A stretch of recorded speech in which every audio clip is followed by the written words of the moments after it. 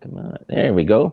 Hello, and welcome to the delicious recipe here on UPRN. If you're watching along, you can watch us on the YouTube. There's a UFO Paranormal Radio, UFO Paranormal Radio. It's done twice that way, and it's also on uh, UFO Gods and Extraterrestrials. Those are the two YouTube channels, and we're also on iHeart Spreaker. I keep on getting all these all mixed up, anyways. There, but anywhere podcasts are played, you can check us out there, and you can re-listen, rewatch that again. There, I have guest on again here, Mr. Tom Reiley. That did we talked about Oliver Cromwell, and you can check out that podcast, and you can go and check out his book as well. And I have on there my other half, Lorilei. I guess it's that way.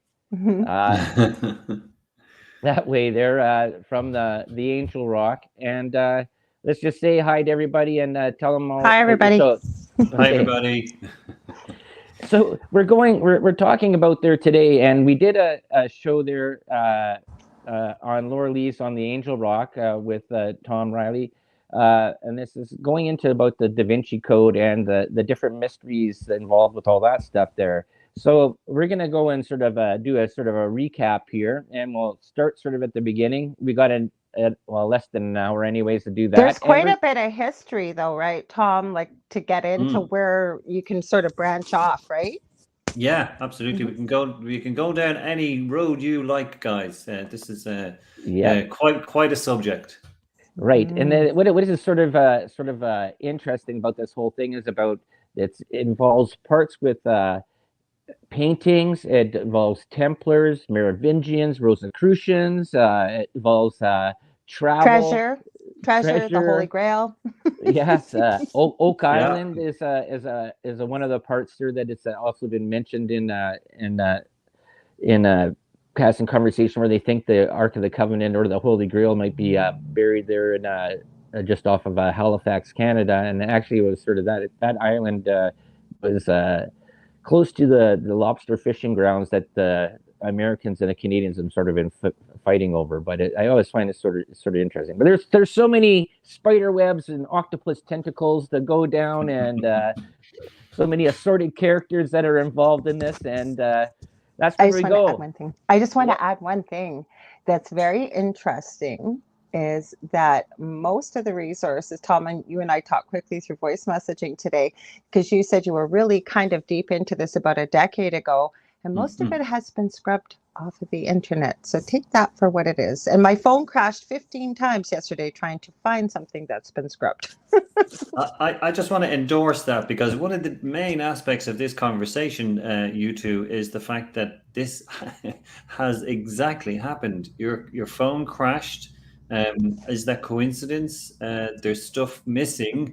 There's a fairly significant document, which was, or I beg your pardon, video, which was, if true or if real, would change the whole, ethos of Christianity, and it would question so many pieces of information that we're told in the Bible.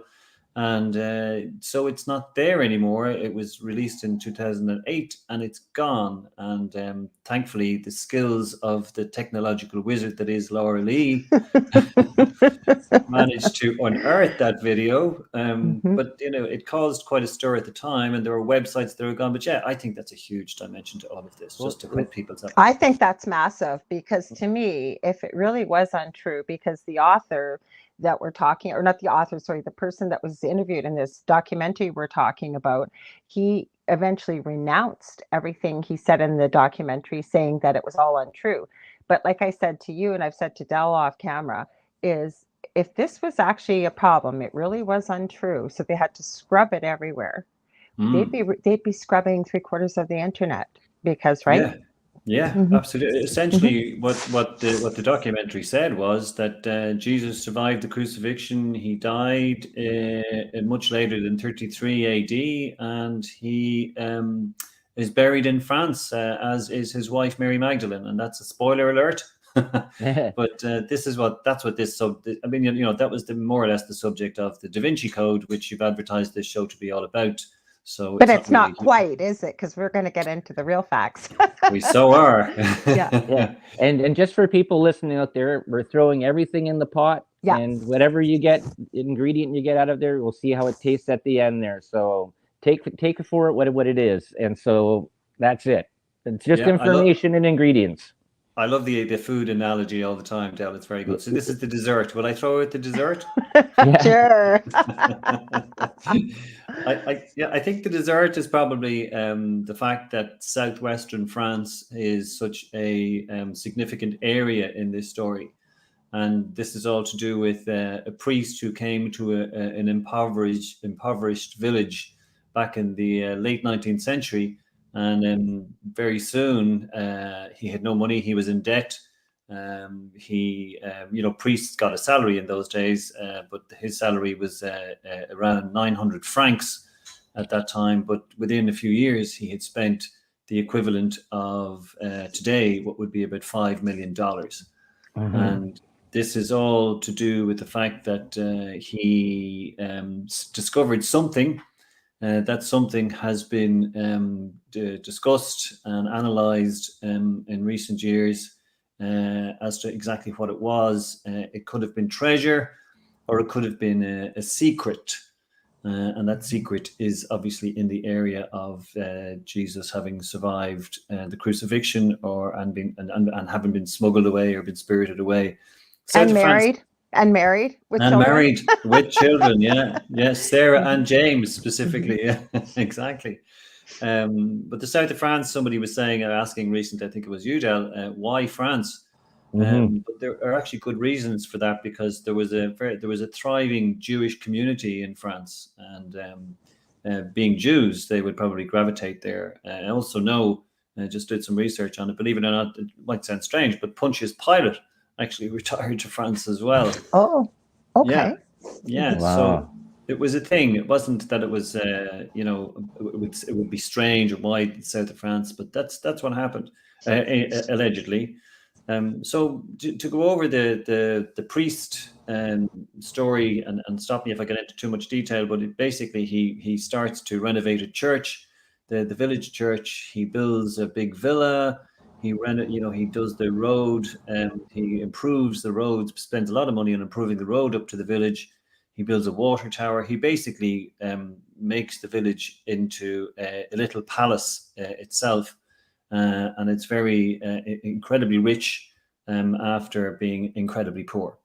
Should we tell them the name of the village so they know? Absolutely. Yes, of course. Yeah. And his name, because it's very close. Well, it's the same last name as how the Da Vinci Code starts out, right? Yeah, absolutely. It's Saunier is his surname, and his first name is Berenger Saunier. And in I think the Da Vinci Code, Jacques Saunier is Sophie's grandfather, who dies very young in chapter 1, as far as I remember.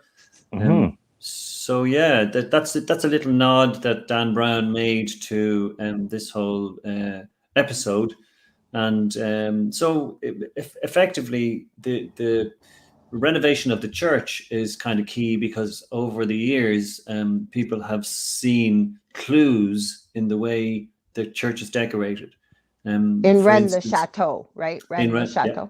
Yeah, absolutely. In Rennes-le-Château, yeah. What has happened is he has put the Stations of the Cross in a backwards way. They're going the wrong way, which is fundamental for the Catholicism. So he would definitely know what way to put them, but he didn't put them that way. There's a statue of the devil just inside the front door. Before you even come in the front door, there's a motif over the front door, and there's a sentence that reads, "This place is terrible." There are two Jesuses.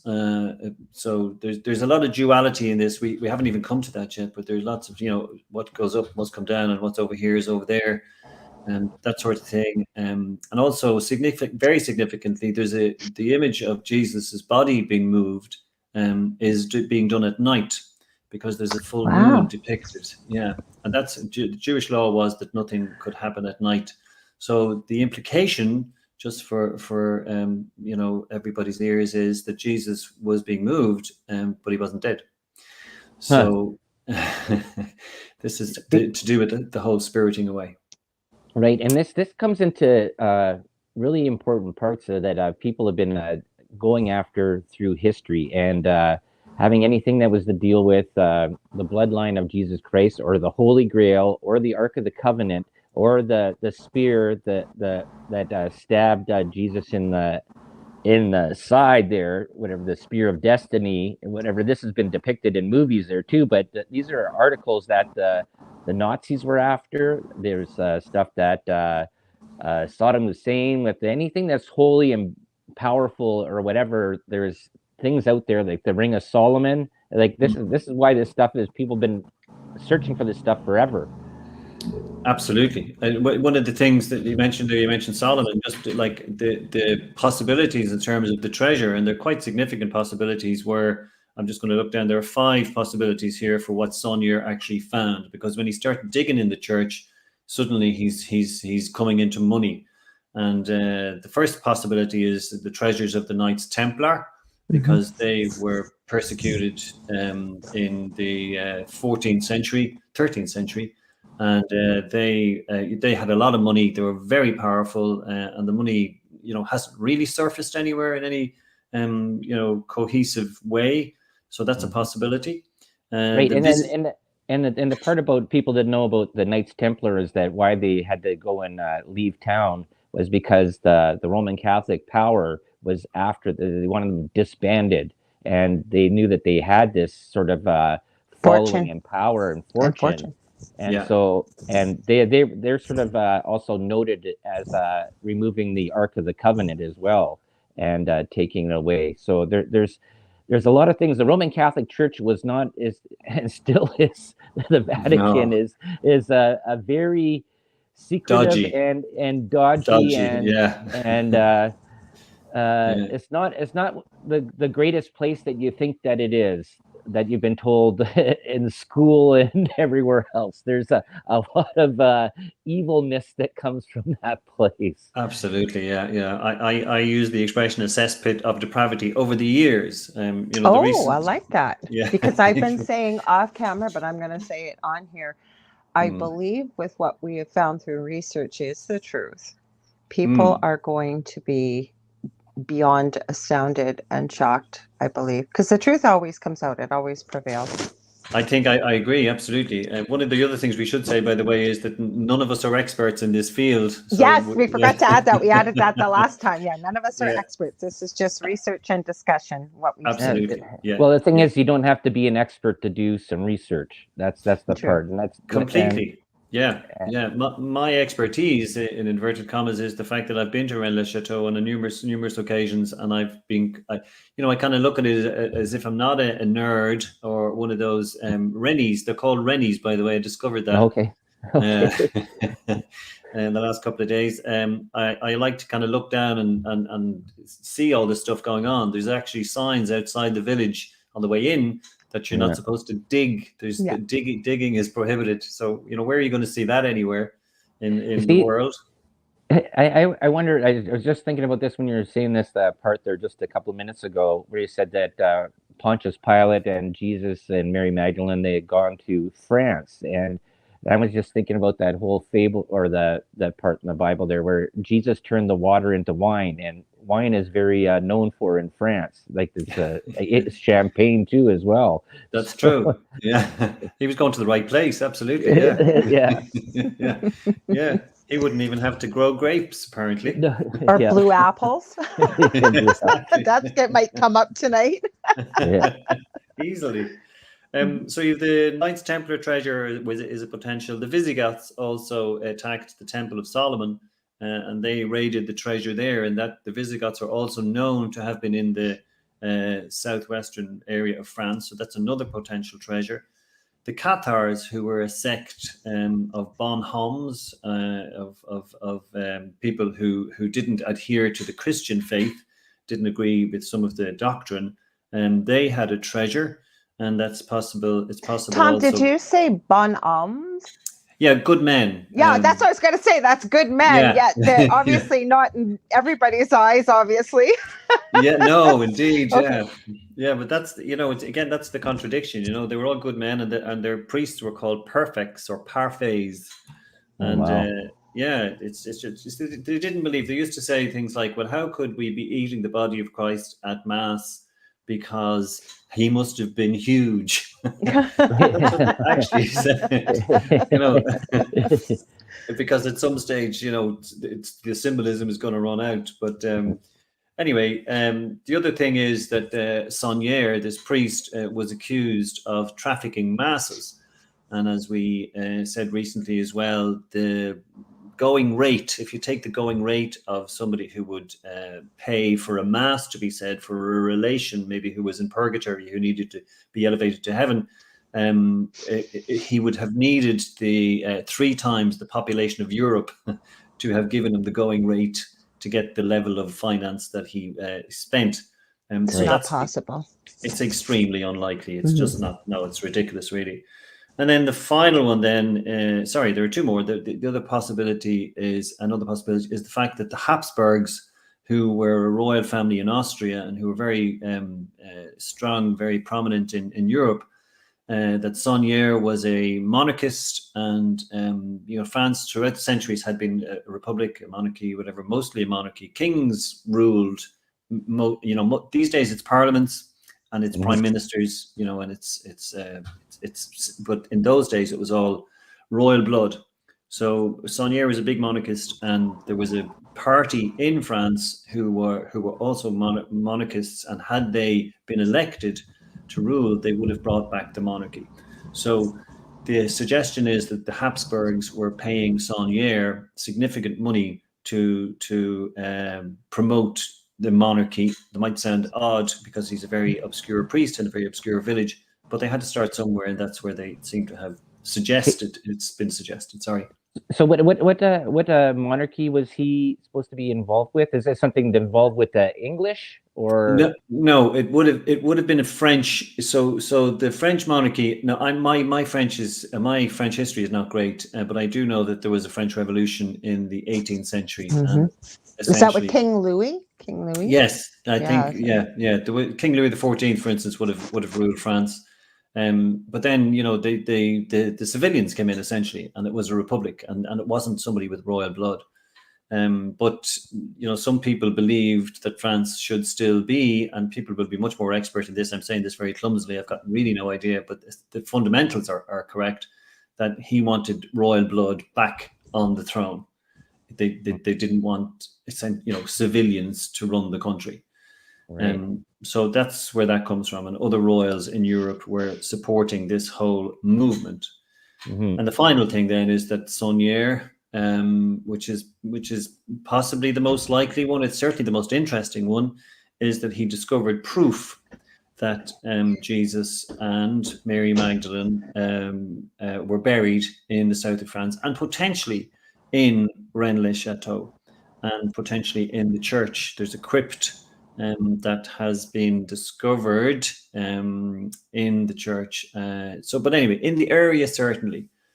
So that's all the intrigue. Do they know how many people are buried in that crypt? Like, especially with X-ray technology and stuff, or has that ever been looked at? What I saw was, and again, we're learning all the time, is that the crypt has been sealed, Okay. and that the authorities very vehemently will let nobody in with Oh, anything that surprise, resembles. surprise. Yeah.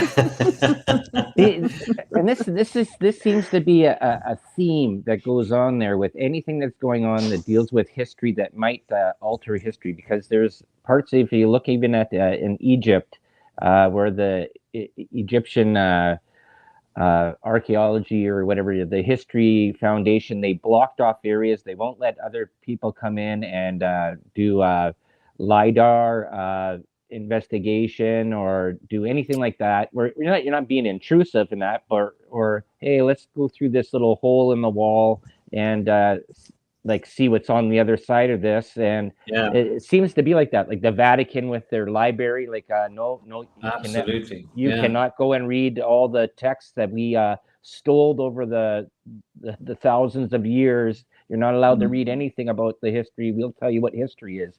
Yeah, And there that's seems right. to be that a lot of that is happening now. And as technology improves, everything gets closed down more and more. You're not allowed to be here. You can't. I can understand not digging up a whole country, but there's Yeah, other but there's technology you could use that could.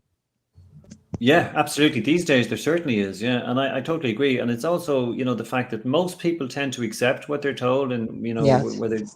But it's as you say, Laurie, it's the truth seekers who Hmm. Yeah. who tend to try and uncover what's under the rocks, and Hmm. they don't believe. And I think maybe it's fair to say that the three individuals currently on the screen are all cynical Hmm. and Yeah. seeking truth. Yeah. Yeah. Because to Um, me, you don't wipe it everywhere because it's untrue. If it's untrue, you advertise this is untrue. You keep making a mockery of it, and you pay no attention to that. Pay no attention. But the fact that you have completely wiped this stuff, because I looked yeah. for that book that you mentioned today too, just on one of Mm. my sites. Haven't found it yet. But the thing is, why is all this stuff missing? No, the gentleman's last name is Hammett. What was his first name in this interview? Ben. Okay, Yeah. Ben, like you said, Mm. when you look him up now, there's just little snippets like about his book written and stuff. And you said he had a fairly comprehensive website 10 years Oh, ago, it right? was incredible. Yeah. Hmm. Yeah. It's That's Absolutely. why. missing. That's why Sorry. you have to use a site like the Wayback Machine and things like that that can go and that hold this sort of data that hasn't been wiped off the regular internet. And it's even hard to even find stuff on there too It because is hard. yeah, Hmm. but It's hard for you, Dale. It's easy for your wife. yeah, exactly. I didn't find the video there. You You should tell will. people what the name of it is in case they decide they want to try and find it. It's called This is the book. Bloodline. Is this the book? Oh, The sorry. video The was, video. Sorry, the video is called Bloodline. yeah. That's the one you mean, Lorilei? Yeah. Yeah. And then the Yeah. book, wasn't it Rennes Le Chateau, The Mystery Solved or The Mystery mystery Solved? solved. Yeah. Yes, yes, exactly. Yeah, yeah, that's what it is. Yeah, Hmm. that's. I'm sure I had a copy of that. This was the problem. And I go looking for it, and I can't find it. So obviously they've come in here and taken the book too. So Maybe. they go into some detail. These guys. Yeah. Well, Yeah. So, but yeah, this is what is just amazing with all this is the fact that some of the pieces are now we're coming to this party fairly late, if you know what I mean. But mhm. the other aspect of it is when I watch. By the way, Tomb Man, I realize now again, Laura Lee's because I've done some more work is, or sorry, Ben Hammett. And we're not necessarily talking about somebody who this is a guy who has written extensively over the years, and he's an author currently, and he's also been very heavily involved in Rennes le Chateau. It's an anagram. It's an anagram of Tomb Man. That I wonder why, because that's not his real name. Somebody No, outed it. I forgot to write down what it was, yeah, but the fact that he has now renounced all of the yeah, stuff that he revealed, it yeah. just doesn't sit right with me now that everything's missing and he's publicly renounced it. I don't Well, know, maybe Del, what we do you should. think too? Oh, sorry, Yeah, go ahead, Tom. no, I was just going to say maybe we should kind of get into what we've kind of jumped a little there, and again, I don't mind. We just summarize maybe this whole thing came to light when a gentleman, an English gentleman by the name of Henry Lincoln, read a book where the whole story of Saunier, who found, okay, he found the treasure allegedly, but it's all to do with parchments and paintings. So there were parchments that he discovered, actually physical documents that he discovered, and in those parchments there were clues.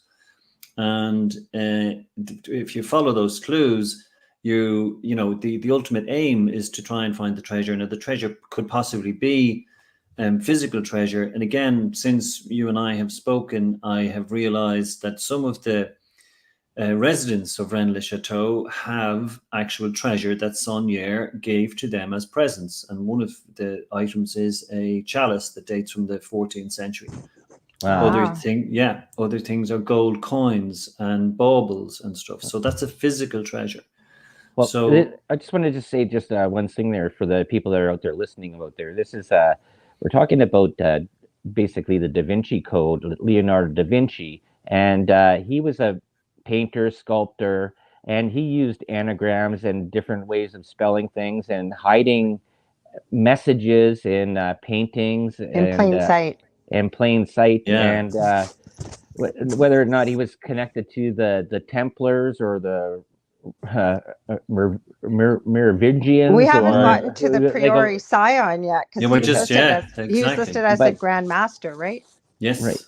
But the thing is, though, even with the stonecutter or the Templars or the builders, they would hide things in plain sight in churches, and that's why, going back to this Rennes Chateau, and way things are set up, and there's more involved with people involved in this that hid things in pictures and that, and this is why this is so interesting. And then you wonder, like, it was clues for them, and it's all secret code for them too as well, because But Henry Lincoln was the only one that picked up on this code. That was the strange part, right? Absolutely. This is the thing, and you're right, Del. It's this is the kind of thing that, like, for instance, you have to ask the question, well, who is sending these clues out? There must be some body or some group, Yeah.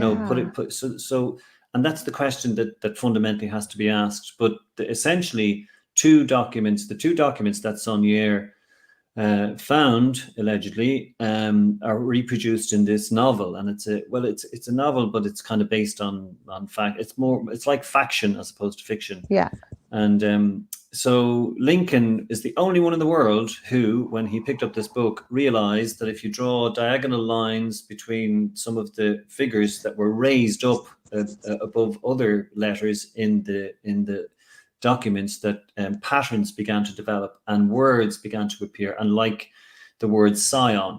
So that's the first time we've mentioned the word scion, and this is a very dominant aspect of the Da Vinci Code, because the Priory of Sion, if you remember, was very significant in that movie. So the Priory of Sion is a whole other discussion. But does it exist? Does it not? Does it not exist? But the paintings and the parchment and the priory are all inextricably linked. So what the suggestion is that it's the Priory of Sion who guard the secret of Mary Magdalene and Jesus, and it's they who have promulgated this story, if you know what I mean. It's they who are responsible for the documents, and it's they who are responsible for the clues and everything else. Now, independently of all of this, just go down this road for a second. Henry Lincoln found an amazing pattern of landmarks in the south of France that form pentagrams or pentacles, whatever you want to call it. And that's just incredible on its own. But what that does is it kind of dovetails into our story, because it makes the whole area much more significant than maybe it would have been. It's not just in a remote village in the south of France. It's hugely significant because the landmarks emulate the sky, and pentagrams that are in the sky, the pattern of planets, which is, as you said, Del, at one stage what the Egyptians did with the pyramids. Yeah. And they represent different planets, and it's so. This is the book he produced from that is called The Holy Place. Wow.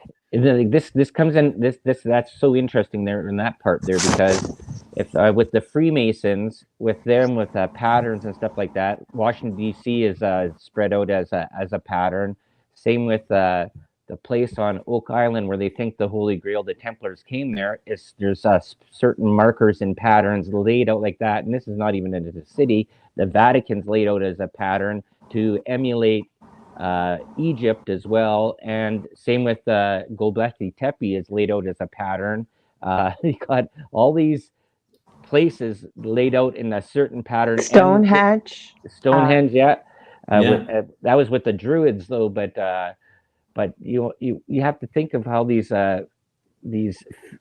loyalty lines or these groups or whatever, all the patterns of them, and everybody knows spies are real because governments have spies, and not that they're all like James Bond, but secret clubs and organizations have secret handshakes, secret things, and in a pamphlet where you could just see it and you go, hey, well, yeah, having your hand inside your jacket like that means, hey, you're part of this group. That's and right. Exactly. Yeah.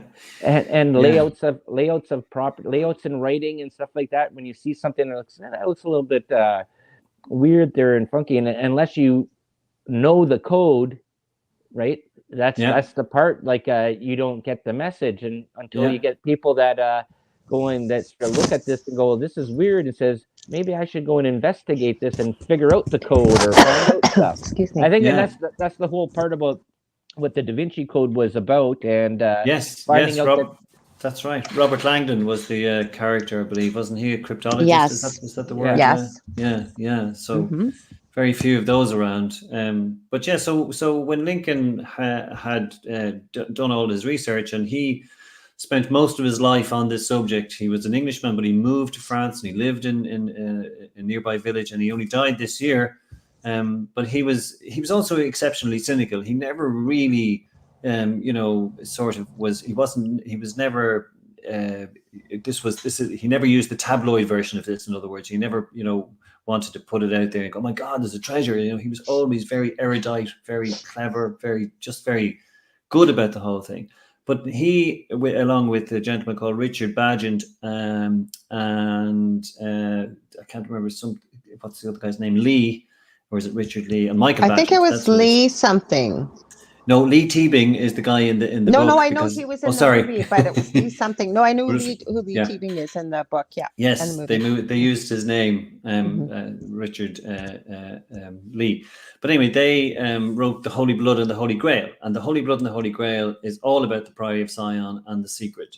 And when Dan Brown wrote the Da Vinci Code, there was a legal battle because the guys, with the exception of Henry Lincoln, who wrote The Holy Blood and the Holy Grail, took Brown to court and wanted millions of dollars for plagiarism that they reckoned. But they, a novel and a non-fiction book, it was ridiculous. So the judge threw it out, and of course Dan Brown won that one. But if you move on through the years, this subject has been. There were so many books on this. There were so many videos on this. And I'm just, trying to wonder, is it because I'm only coming back into this now? Is this, the Rennes Chateau a mystery solved? But is that true? Is that, are people just trying to tell us to stop trying to solve this because they want people to stay away from the hot potato that is the truth? Well, the other thing I was going to add, I sent you a clip, and that's kind of how we got into about where this clip came from this documentary. Yes. So this was filmed in 2008. What was the gentleman in that video? What was his name that made that? His name I think it was Nick Hayward, as far as I remember. Nick Hayward, okay. So Englishman, and he's being interviewed in this clip. And it's only about 2.5 minutes long. And remember, this is from 2008, and there's two gentlemen interviewing him. And one of them says, "Do you mean something's coming?" And he looks and smiles kind of slyly and says, "Oh, yes, something's coming." And then he adds a few more things to it, alluding to almost like depending on what camp you're in with what's been going on over the last 2.5, almost 3 years, is enlightenment, like a real change, like almost a change I took it as a change from what we've always known to something entirely different. And they kept, it seemed like they were going to ask more. And I forget how he ended it, but he just kind of shut them down, kind of like I got the air of, well, you'll just have to wait and see. He was very clever. I think it's probably worth saying that this guy represented or he could speak for the Priory of Sion. So that's the context that he was being interviewed. But just to go back to the origination of the Priory of Sion, this is the whole thing. This only...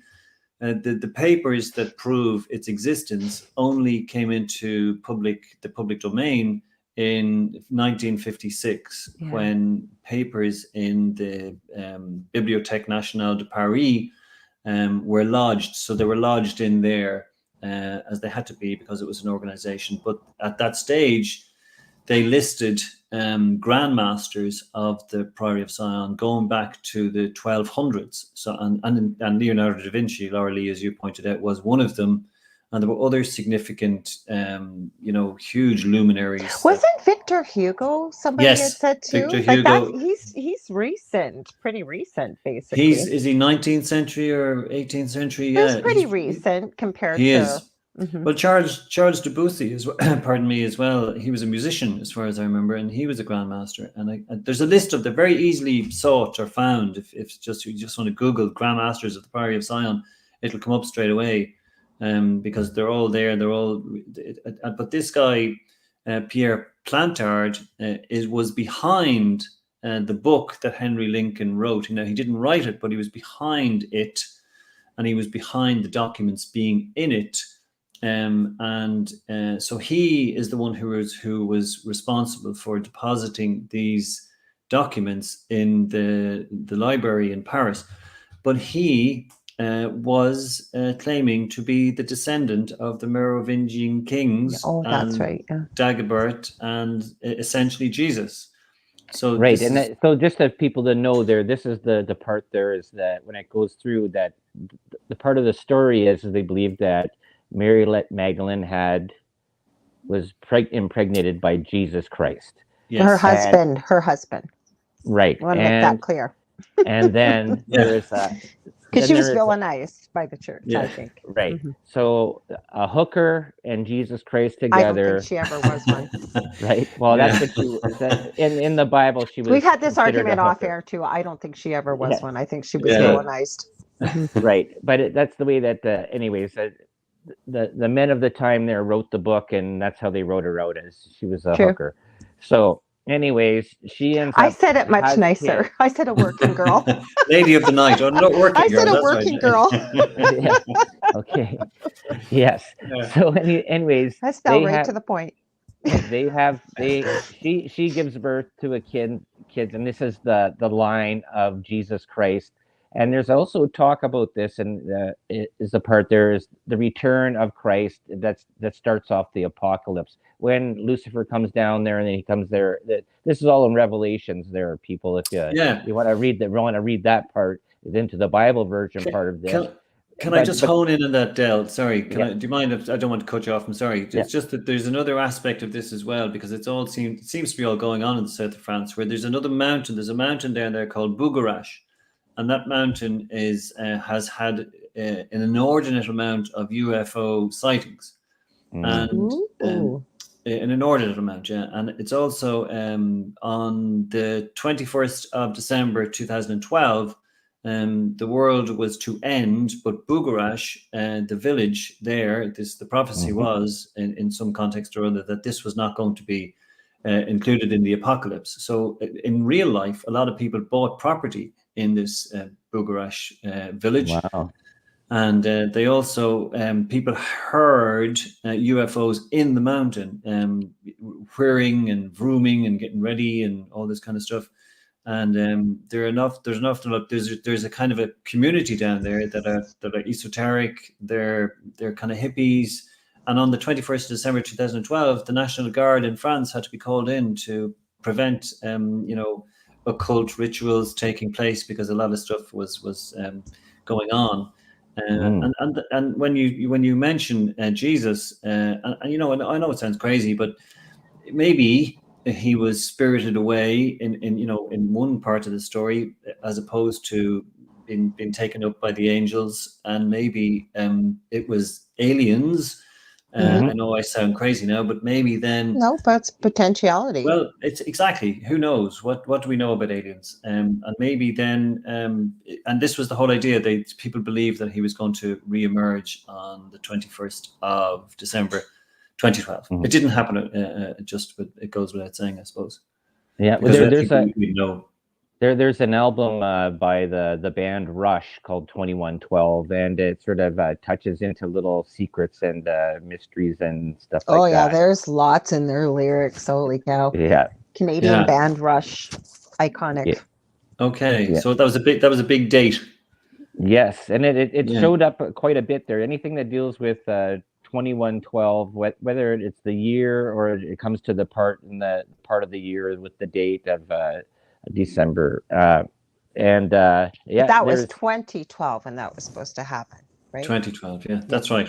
But 2112 is the 21st of December, right? Oh, got you. Yeah, got you. Okay. Right, and Even on the cover of the Rush album, there's a upside down pentagram encircled with a sort of like a naked man looking at this part, and there's a lot of mystery involved into that ties in, because Neil Peart there, who passed away there, uh, was a heavy scholar into reading and about history and about ancient history and stuff like that, and Tolkien, a whole bunch of stuff. Oh, okay, yeah, yeah.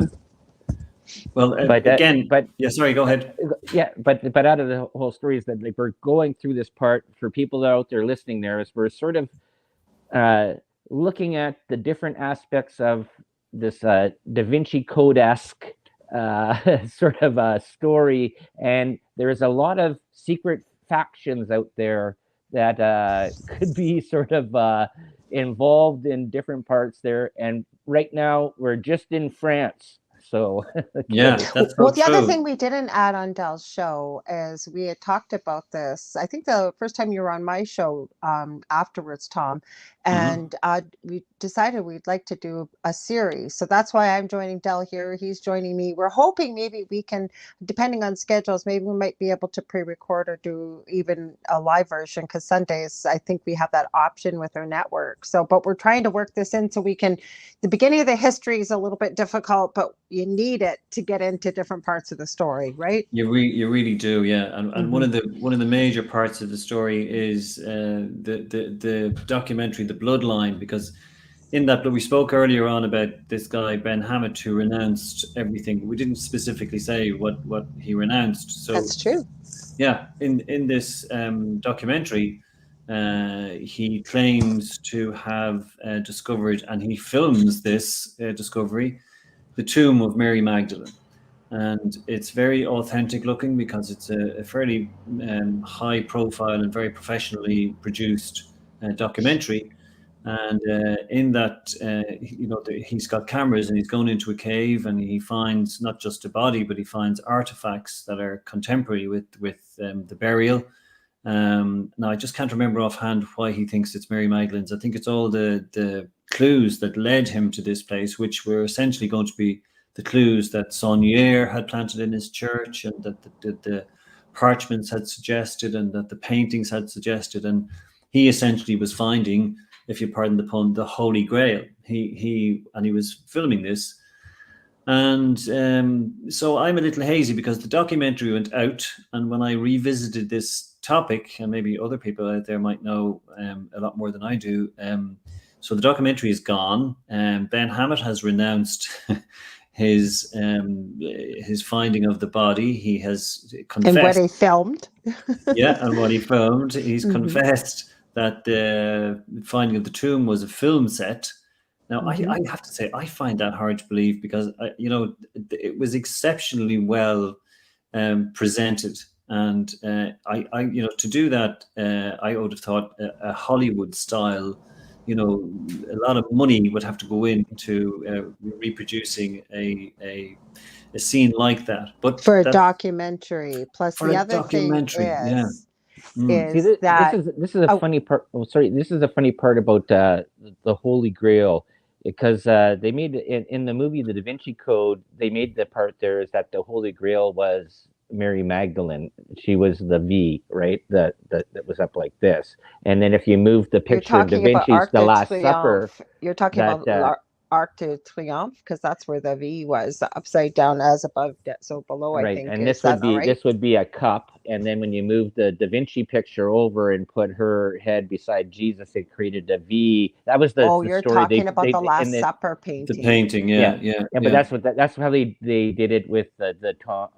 movie, the movie, and but they made it very part that there was so much symbolism, that was the whole thing, that him being a cryptologist, that he's like discovering these codes. That's right.